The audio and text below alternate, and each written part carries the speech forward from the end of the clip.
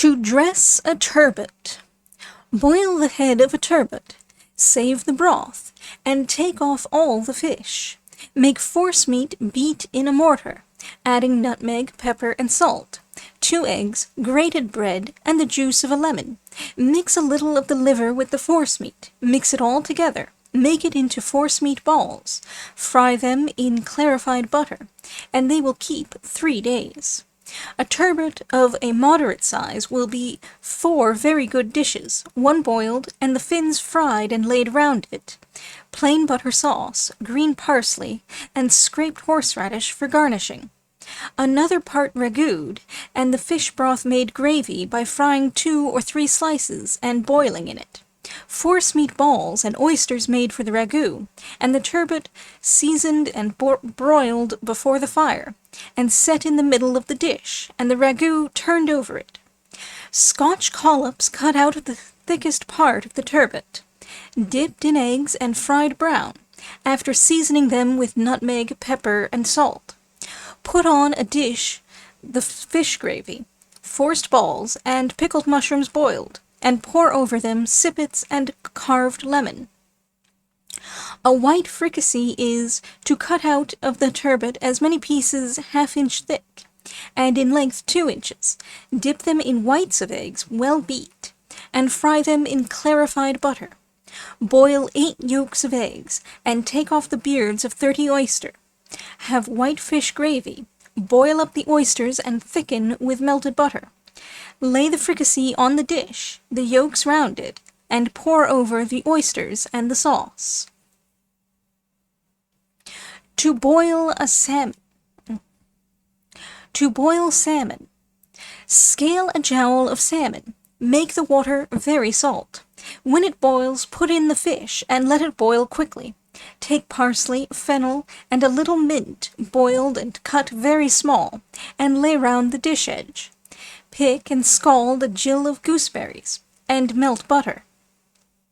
Lay your salmon on a dish, and the gooseberries all over it, and send up the butter in a sauceboat. To bake a salmon. Take a whole salmon, take off its skin, take out its liver and roe, and turn the tail of the fish to the head. Fasten it with tape.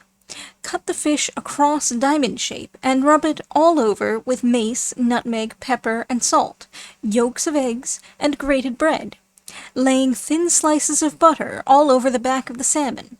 Then bake it 2 hours in an earthen dish. The liver and roe beat in a mortar. Add nutmeg, mace, pepper, salt, thyme, parsley, and sweet marjoram, cut small, and as much grated bread as an egg will make stiff enough to roll into balls, and fry them. Have gravy made of flesh or fish, into which put 1/2 gill of pickled mushrooms and the force balls. Set your fish on a dish, lay sippets and lemon round, and pour on the sauce. To stew tench. Put them alive into a stewpan. Set them over a stove till they are dead. Let them be close covered. Then take out the tench, scale them, and take out their guts, and let their blood be the hash pan. And let their blood be in the hash pan. Then put in the tench with a pint of water, a gill of claret, and let them stew till there is sauce left to eat them. Add nothing but salt to it. Lay sippets and carved lemon round the dish, and send it up.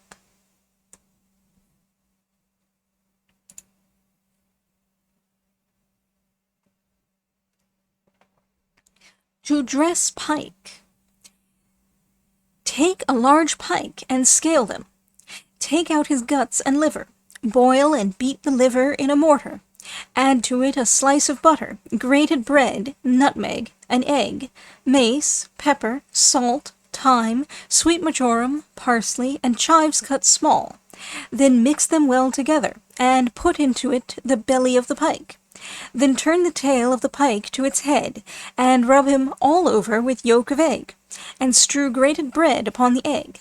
Set him on a tin dripping pan before a clear fire, and baste it with butter, but take care to turn it as it browns. When it is thoroughly done, lay it on a warm dish. Garnish with crisp parsley and plain melted butter for sauce, and send it to table.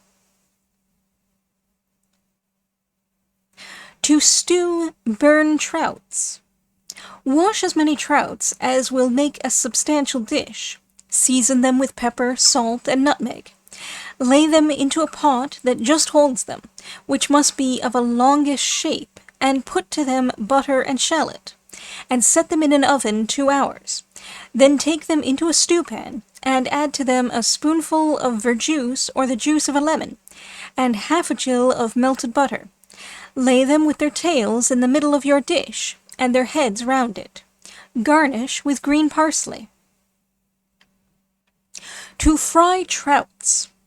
Wash and dry them with a cloth, and dip them in vinegar and flour, and fry them in butter to crisp, that they will stand round the sauce basin in the dish, with crisp parsley round the dish edge, and send them up.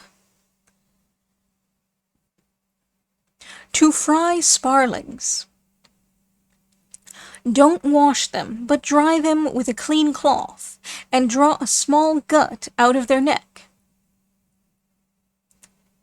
Make batter of egg, flour, and water. Dip them in and fry them in clarified butter, hog's lair, or beef fat. Let it boil when you put in your sparlings. For sauce, plain melted butter. Garnish with fried parsley and barberry berries. Instructions for potting fish or fowl. To pot salmon. Cut a salmon down the middle. Cut off the head, scale and wash it clean. Take out the chin bone, and cut the salmon to the shape of your pot or pots. Season with black pepper and salt. Let your pots be deep enough to contain a double of the salmon,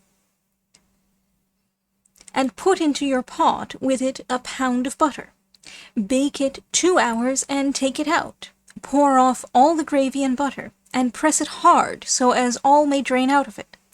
Then set it into the oven, and put the butter into the pot, but none of the gravy, and let it stand 4 hours longer in the oven, in which time all the bones of the salmon will be dissolved to fish. Then take it out and drain off all the butter. Set a press on the salmon, and lay on a weight to squeeze it well.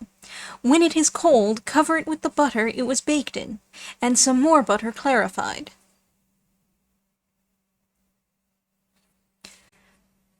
To make trouts like potted jars. Take black-backed trouts that cuts red, and wash very clean, and dry them with a cloth. Season them with mace, nutmeg, Jamaica and black pepper, and salt. Put them into a pot with butter sufficient to boil them in, and set them in an oven close covered. When they have been an hour and a half in the oven, take them out. Lay them on a flat board. Let all the gravy drain from them, and take off all the butter, but none of the gravy. Then lay your trouts into the pot, and to every layer add a little more of your seasoning, according to what your judgment supposes may be washed off in their boiling. Put the butter to them, and set them in an oven 3 hours and a half, in which time their fins and bones will become fish. Then take out your pot, pour off the butter they were baked in, and lay a small weight on the trouts. When they are cold, cover them with the butter they were baked in. But if you have not enough to cover them with, clarify more butter, and to have better than half an inch thickness above your trouts. To pot lobsters. Take large lobsters when they are in their prime, boil them, and take off the claws and tails. Split the tails, but keep the claws as whole as you can, and take the bone out of the claws. Season them with black pepper and salt, and pot them, with plenty of butter over them, and set them in an oven an hour. Then take them out and drain all the butter and gravy off the lobsters. Take the butter from the gravy, and add as much clarified butter as will cover the lobsters.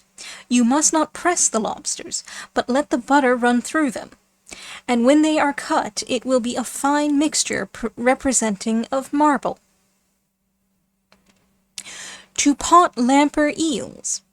Take lamper eels and cut off a gristle that lies down their backs. Skin and season them with mace, nutmeg, pepper, and salt, and put them close into a pot, with butter over them and a paper tied very close. Put them into an oven 2 hours. Then draw off their gravy and the butter, squeeze out all the gravy, and put the butter into the eels, and let them have 4 hours more baking, in which time their bones will dissolve.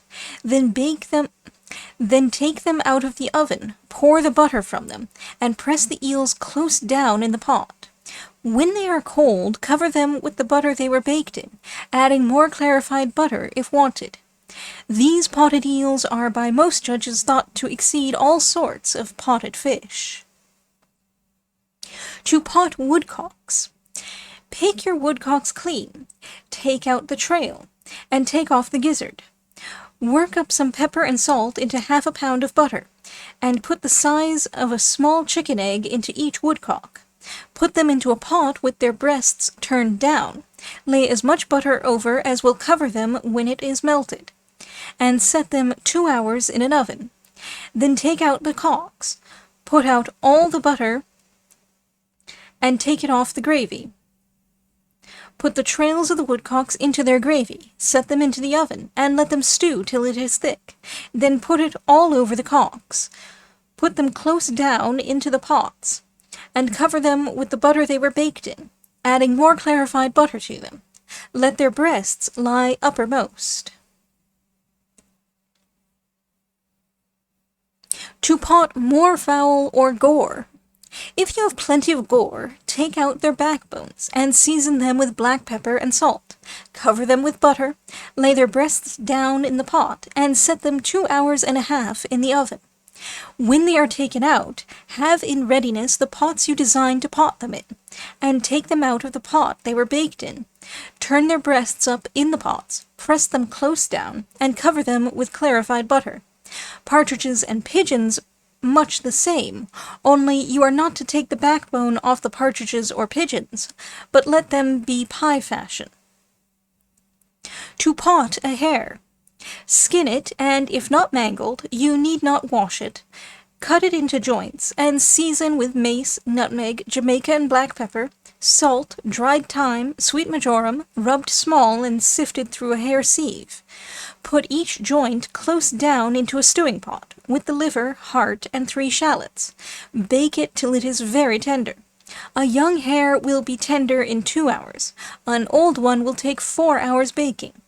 When it is enough, take it out, pour out all the gravy and butter into another pot. Strip off all the flesh from the bones. Beat the meat in a wooden bowl or marble mortar, and beat all the butter that was taken from the hare with the meat. Put it into pots, and cover it with clarified butter. To pot beef. Take 6 pounds of a buttock of beef, and cut into collops an inch thick.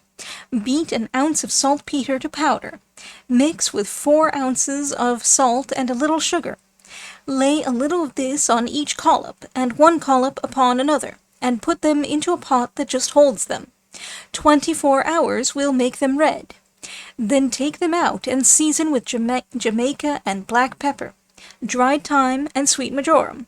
Put into a rocambole, and put it into a stewpan with the marrow of 3 beef bones, or 1.5 pounds of butter. When it is tender, take it out and beat it fine, and beat up with it the marrow or butter that it was baked with, or half of the butter. Put it into the pots, cover with clarified butter. Potted veal. Take out of the thick of a leg of veal with the udder and kell, and cut into collops. Season with mace, nutmeg, pepper, and salt. Cover them close into a pot, and bake them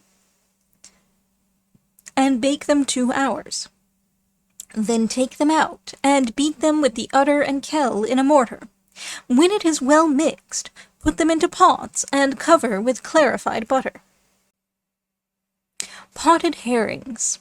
When herrings are in perfection, cut off their heads, and take out their roes and backbones. Season them with black pepper and salt. Roll each herring up like a collar round the bottom of the pot you are to bake them in, and set 1 row upon another till your pot is full. Then tie a paper close about the top of the pot. and set them 3 hours in an oven. Cover them over with bay leaves as soon as you draw them out, and fill the pot as high as the fish with white wine vinegar. Then put the livers and roes into a pot by themselves, and let them stand an hour in the oven, and then put the roes into the herrings. When they are dished up, lay the livers round the herrings, and send up some of the liquor. Have fennel for garnishing. To collar beef. Take 20 pounds of the belly end of the flank of an ox, and lay it in salt and water 2 hours. Then beat 2 ounces of saltpetre, mix it with a pint of white salt, and rub it all over the beef. Let it lie 5 days, and turn it every day. Then wash off all the pickle, and dry it, spread it on a board, cut it straight, and lay the cuttings across. Season with nutmeg, mace, Jamaica and black pepper, green thyme, sweet marjoram, and parsley cut small. Then lay your cuttings across the collar, roll it tight up with tape, put it into a long pot or pan, and set it into an oven all night after the scorching heat is off. In the morning take it out, uncover it, take it out of the pot, lay the collar on a tin, roll it round and press it. When cold, take off the tin and keep it for use. To collar a pig. Take a good fat pig, and after you have killed and dressed it clean, wash it well from the blood. Cut off the head and split it even in two, bone it and wash the blood clean away. Then dry the flesh well with rubbers, laying it out at its full length, and rubbing on it yolk of egg on the inside of each half. Season with nutmeg, pepper, salt, green thyme, sweet marjoram, parsley shred small and strewed on, rolling each side very tight, and tie a cloth round each side, and tape upon the cloth, and let it be tied close at each end, and boil it 2 hours. Then take it up, undo the sides, and tie it up again very tight. Make a sauce of bran water and salt, and a gill of vinegar. When it boils, strain it off, and when it is cold, put in the pig, and keep for use. To collar ling. Take the largest ling you can get, cut it down the middle, cut off all the fins, and cut off the thick part of it, to make it of an equal thickness. Cut it into 3 half-quarter lengths, and roll it up in as many collars as will be of the ling. Make a strong brine of a pound of bay salt and as much common salt as will make an egg swim to the top. Then set it on to boil, and boil the liver of the ling in the brine. Tie all the collars firm with tape, and boil them in an hour and a half. Then take up the collars, and strain the liquor into a deep earthen pot, and when it is cold, put in the collars. It eats like sturgeon, and is eaten with mustard, vinegar, oil, and sugar. To marble a calf's head. Take a large fat calf's head, wash it through many waters, take out the eyes, and boil it till all the bones will come out from the flesh. Then have for seasoning mace, nutmeg, pepper, salt, green thyme, sweet marjoram, and parsley cut small. Take out all the bones and the skin of the palate, cut the head on a shredding board, and put it into a cloth when it is very hot, and tie it up close. It will cut out like marble, and is a pretty dish for a second course. To collar calves' feet. Take a gang of good feet, and boil them in soft water as for jelly. Take out the feet, and make great haste to take out all the bones while the feet is hot. Then cut and throw a little salt over them, and put them close down in a pint water glass, and carve it in cutting like brawn, in thin slices. When you take it out of the glass, lay the carved slices round, and set the collar in the middle of the dish. Garnish with green parsley. To make a veal soup.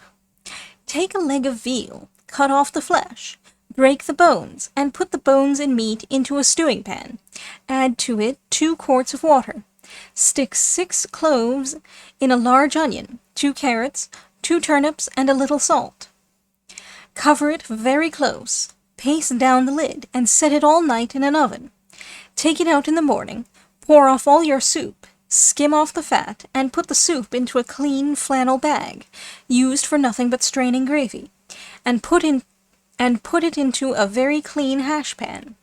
Add to it an ounce of vermicelli, and let it boil gently. Grate half an ounce of loaf sugar all over the bottom of the hash pan, and set it on some clear cinders till the sugar boils and turns to the color of treacle. Then put to it a little of the soup, and boil till all the color is mixed with the soup.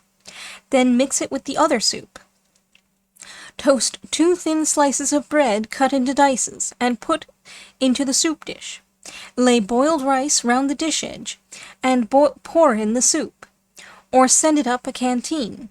The veal will be very good to eat cold, minced or potted, with adding seasoning to it as directed for potted veal.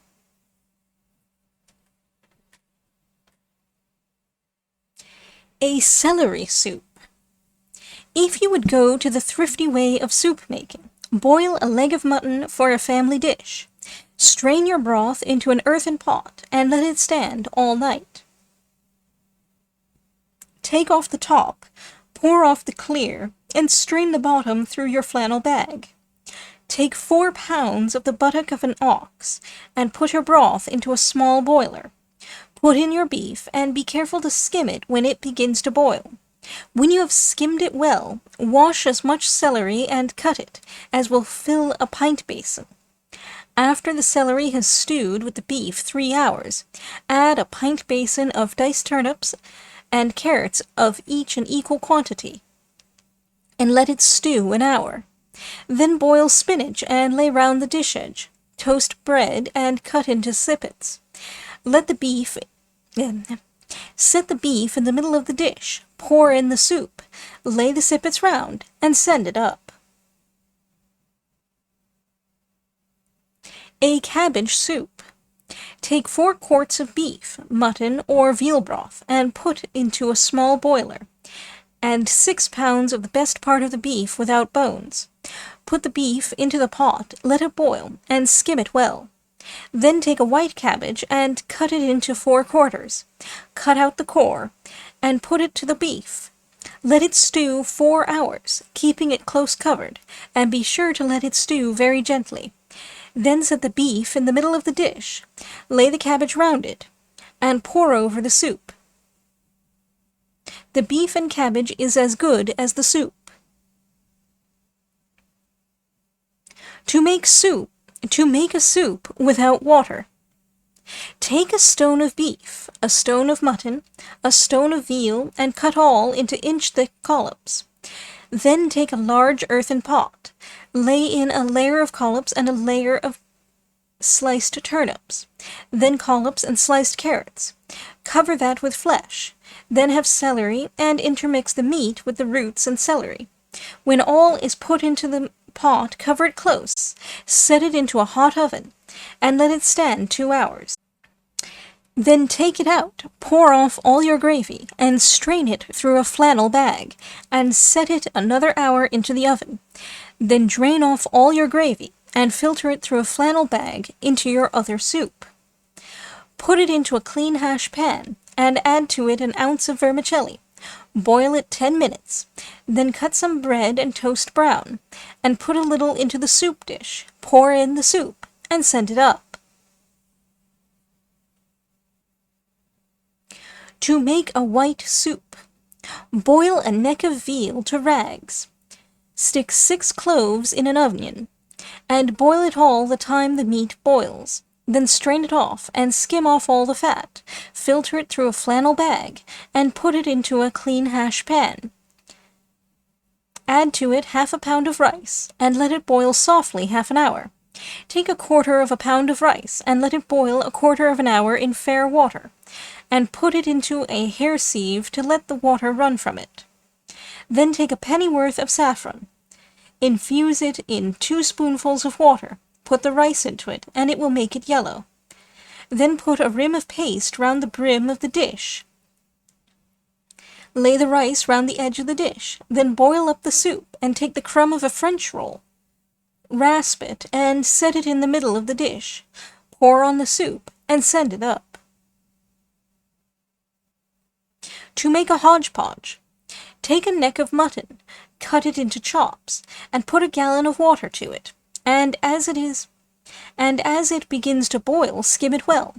Add to it 2 ounces of pearl barley, 2 turnips, 2 carrots, cut into dices, a pint of green peas, green thyme, sweet marjoram, parsley, and 2 cabbage lettuces cut small, some chives, and let all boil together, till there is as much as will fill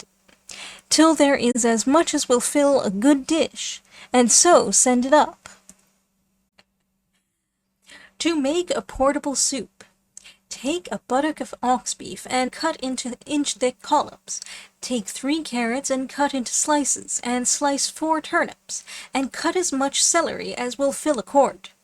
Then lay into your pot a layer of beef, lay roots and celery upon it, and so intermix the beef, roots, celery, and all close together down in an earthen pot that just holds it.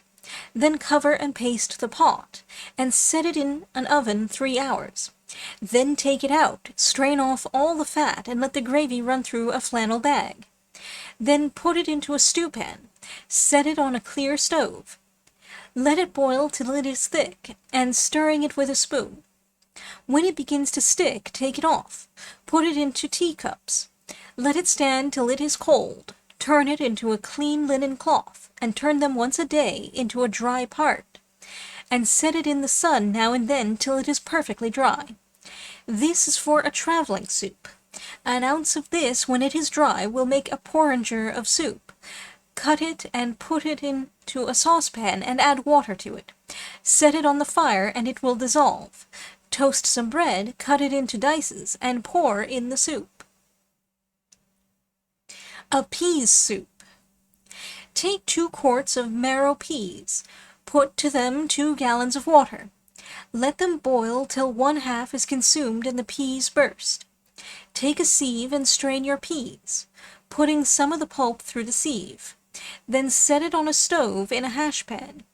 Cut some celery and boil with it. Rub dry mint and sift it through a sieve. Mix with the soup some Jamaica pepper powdered and 2 anchovies. Cut some bread into dices and fry brown, and put into your soup dish. When the soup is boiled to 2 quarts, put to it a slice of butter and half a gill of thick sweet cream. Just as it boils, put it into your soup dish, and send it up. A green peas soup. Take 2 quarts of old green peas. Put them into a gallon of water, and let them boil till they are consumed to 2 quarts. Then strain them through a hair sieve, and put through all the pulp you can get into a hash pan. Dry some green mint, put it through a sieve, and add to it, with some powdered Jamaica pepper, an anchovy, and a gill of young green peas. Set the soup on a stove, and let it boil gently 1/2 an hour. Then take some of the husks of the peas and some young spinach, beat them in a mortar, squeeze the juice into the soup, and let it boil up. Add a slice of sweet butter, half a gill of cream, and fried bread cut into dices. Put them into the dish, pour in the soup, and send it up. To make a Cheshire cheese soup. Put the crumb of a penny loaf into 3 pints of water. Boil it, and grate 1/2 pound of old Cheshire. Put it into the bread, and boil it. To make an onion soup. Take a quart of green peas, put 3 quarts of water to it, and let it boil to 2 quarts. Then take 6 onions, 2 cabbage lettuces, green thyme, sweet marjoram, parsley, green mint, and chives, all cut small. Take 1/4 pound of butter into a frying pan. Make it hot. Put in the onions and herbs, fry them, and put into the soup. Add a little black pepper and salt to your taste. Cut a large slice of bread, and toast it brown. Pour the soup into the dish, and cut the bread into dices. Pour over the soup, and send it up. To make a turnip soup. Boil a pennyworth of turnips and carrots in 6 quarts of water and a pennyworth of celery. Let them boil into 3 quarts and strain it off. Then cut the turnips and 1 carrot into dices, and cut the tops of 1/2 of asparagus very small. Take a piece of butter into a frying pan and make it hot. Fry the carrots, turnips, and asparagus, and put them into the soup. Add 1/4 pound of pearl barley, and salt it to your taste. Dust in a little pepper, and send it up.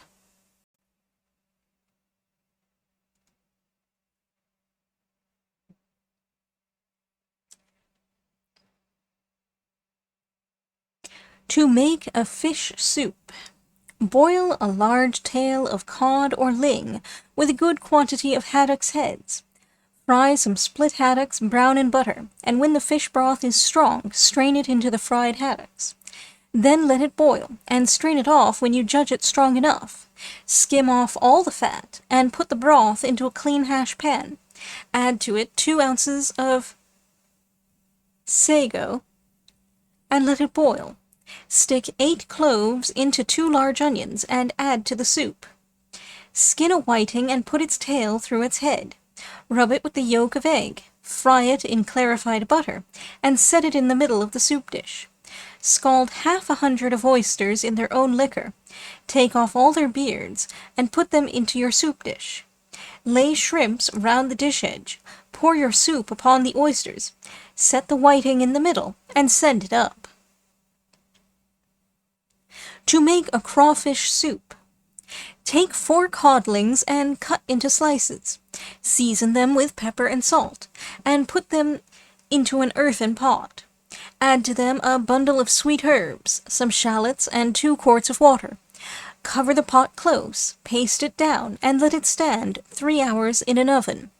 In the meantime, take 100 crawfish out of their shells after they are boiled. Beat 10 of them and as many shrimps in a mortar. Grate the crumb of a French roll, a slice of butter, an egg, green thyme, sweet marjoram, parsley, chives, nutmeg, pepper, and salt. Mix all these well together. Make up into little balls, and brown them before the fire, or set them in an earthen plate into an oven. When your fish has been the above time in the oven, take it out, and pour it into a flannel bag. Let it run into a hash pan, and set it on a stove. Cut the crawfish small, and add to it. Pick the meat out of the claws of the crabs, and lay round the edge of the soup dish. Toast bread, and cut it into dices. Pour the soup into the dish, put the forced balls and toasted bread all over it, and send it up.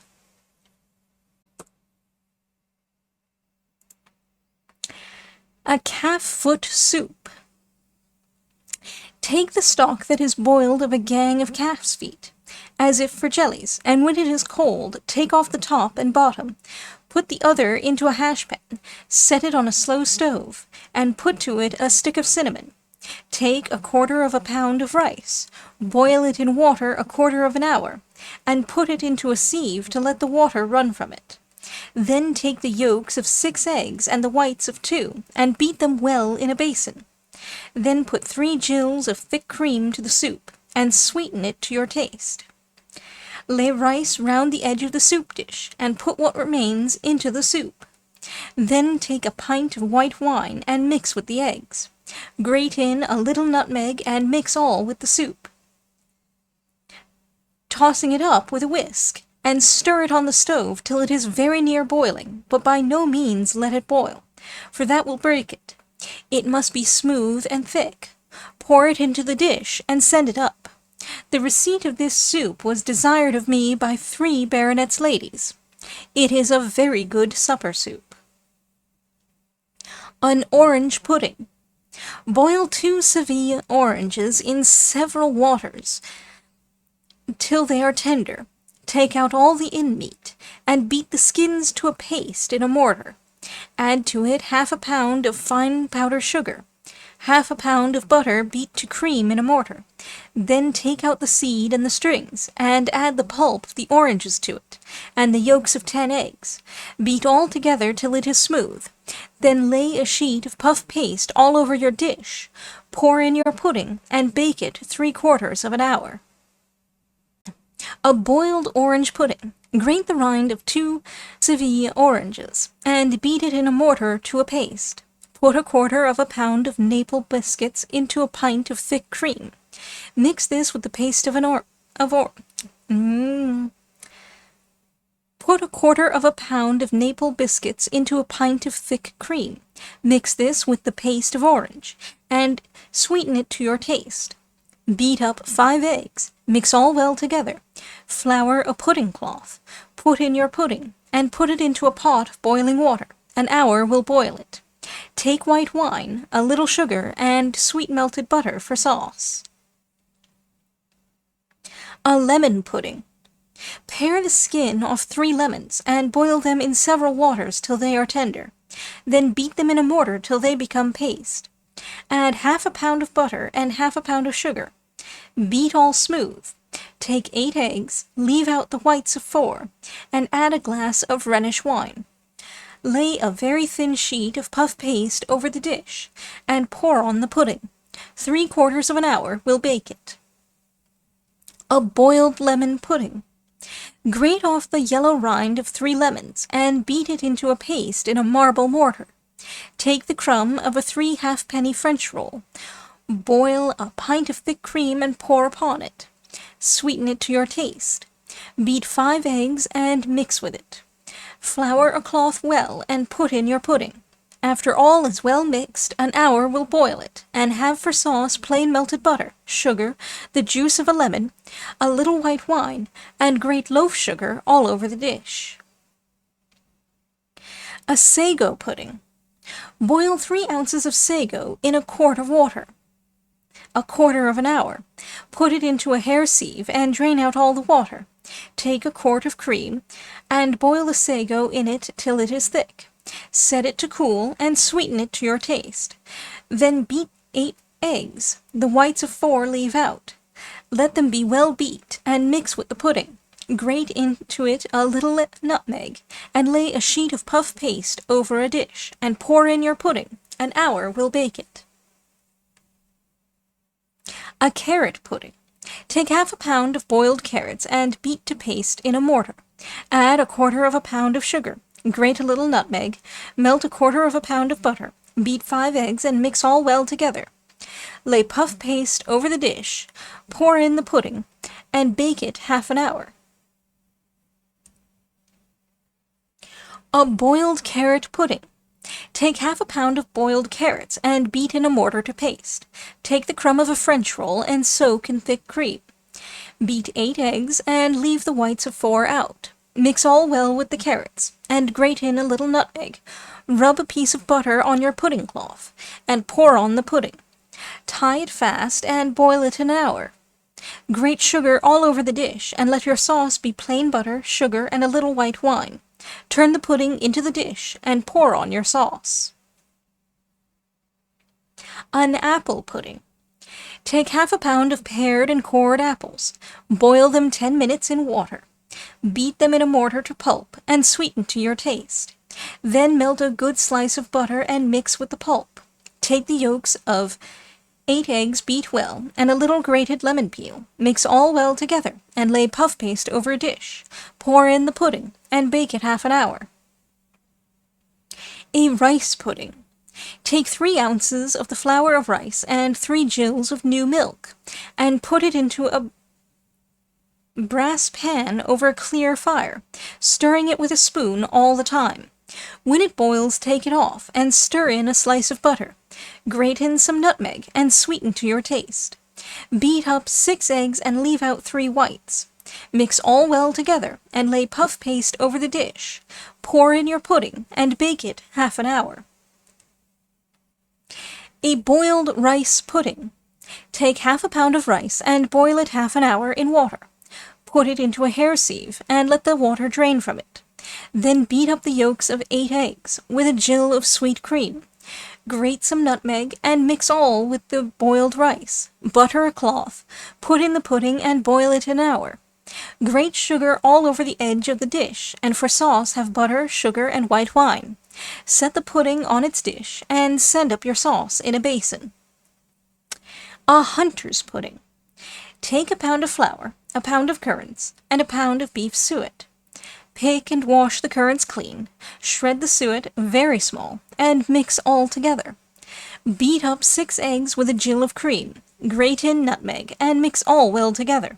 Flour a cloth and boil it 2 hours and a half. For sauce, butter and sugar. A bread and butter pudding.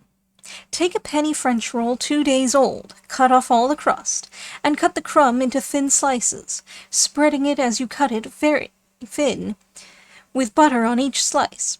Then take 1/4 pound of raisins, stoned, 1/2 pound of currants well washed and picked. Then lay a layer of bread and butter, and upon that fruit in a pudding dish. So cover the fruit with the buttered bread, and when it is disposed of into your dish, beat up 5 eggs with a quart of new milk, sweeten it to your taste, and put to it a glass of rose water. Pour it into the dish upon the bread and fruit, and bake it an hour.